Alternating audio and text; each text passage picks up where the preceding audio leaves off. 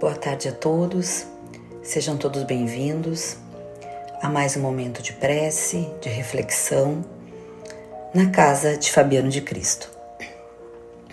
Continuando a leitura do livro Caminho, Verdade e Vida, psicografado através das mãos de Chico Xavier pelo Espírito Emmanuel, hoje vamos conversar sobre o capítulo 75, com o seguinte título: Nas casas de César.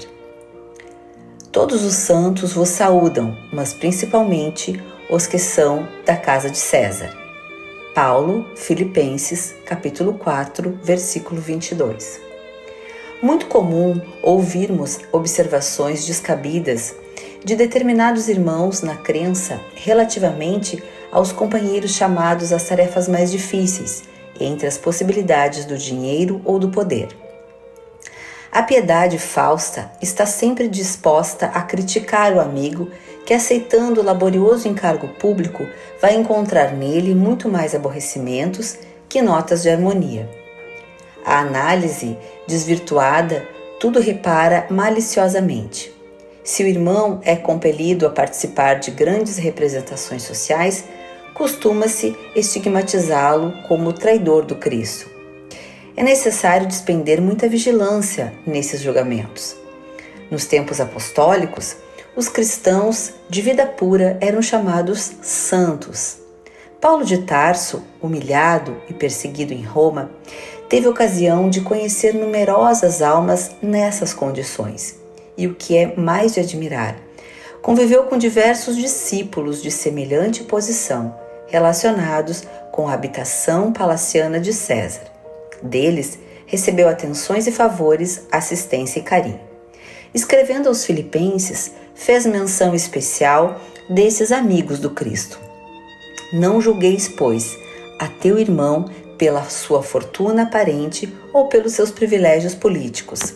Antes de tudo, lembra-te de que havia santos na casa de Nero e nunca ouvides tão grandiosa lição. Essa lição, então, me fez lembrar sobre um capítulo, o capítulo 7º do Evangelho segundo o Espiritismo, onde fala sobre a humildade. A virtude da humildade, ela não se encontra exclusivamente no pobre de recursos materiais. Podemos encontrar naquele que tem posses materiais também. E Emmanuel nos adverte para que não olhemos o prestígio político com olhos de prevenção, como se ele não merecesse nosso respeito moral.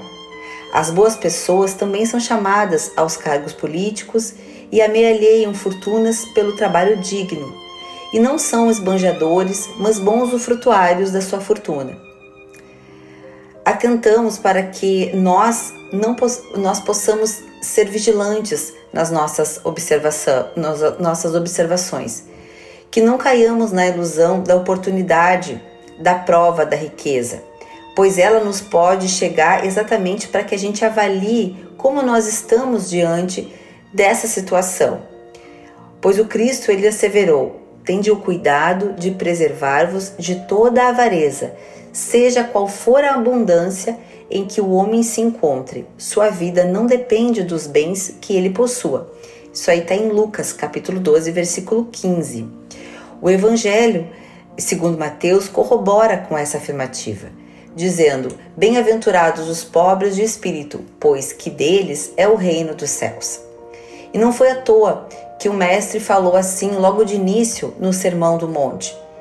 Os espíritos têm frequentemente se assentado em suas mensagens escritas ou faladas via mediúnica, nesse primeiro item das promessas do Cristo.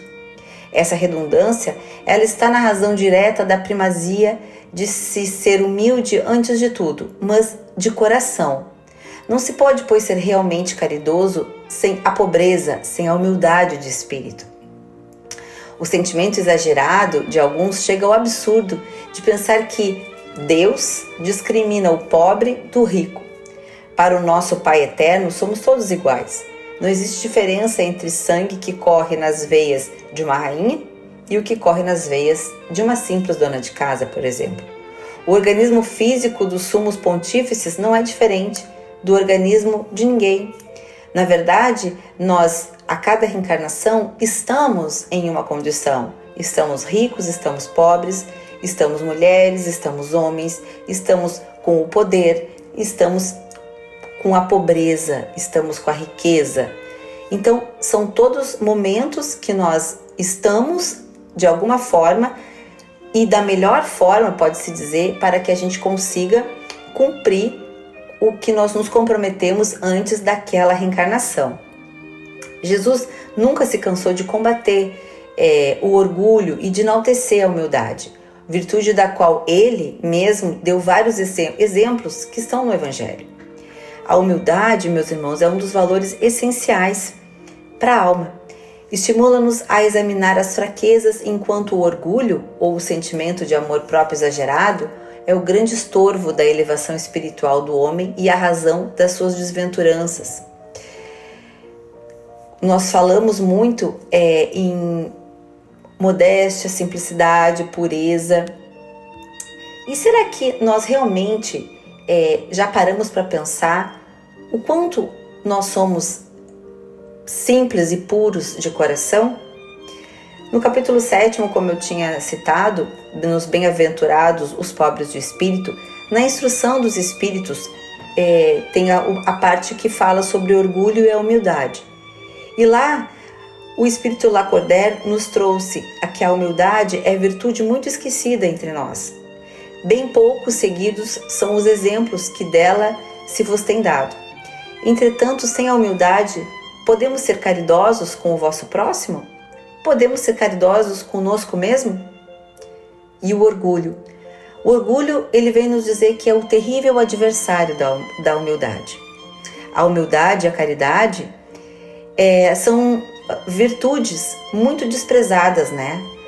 Muito caídas em desuso, podemos dizer, diante de tudo que nós assistimos, nós vemos. E uma não consegue se apresentar sem a outra. É como se a gente fosse vestir um belo traje sem colocar algo para que cobrisse esse traje. Sem humildade, apenas nós nos adornamos de virtudes que não possuímos. Sócrates, um filósofo grego, há 500 anos antes do Cristo, ele disse que não sabia absolutamente nada, né, de tudo que ele sabia. Ele, ao modelo dos sábios, disse: então sei que nada sei. Jesus foi um símbolo e é um símbolo da humildade e da bondade. E sequer ensinou ter os poderes do Pai. Nunca exigiu nada dos sacerdotes, nunca exigiu nada, nunca pediu nada a ninguém, a não ser que nos amássemos uns aos outros. Ser humilde, então, meus irmãos, é ser corajoso durante os reveses da vida, é preservar no combate as próprias más tendências, é, portanto, vencer todos os obstáculos que nos apresentam sem se revoltar, sem violência, perdoando a quem nos ofende, trabalhando em nós os nossos limites, trabalhando em nós o que realmente nós sentimos diante de toda a situação que nós estamos vivendo, sendo abnegados, servindo incessantemente. Isso é o modelo de humildade trazida pelo nosso Mestre Jesus. Que tenhamos muita paz e Fabiano de Cristo permaneçam conosco.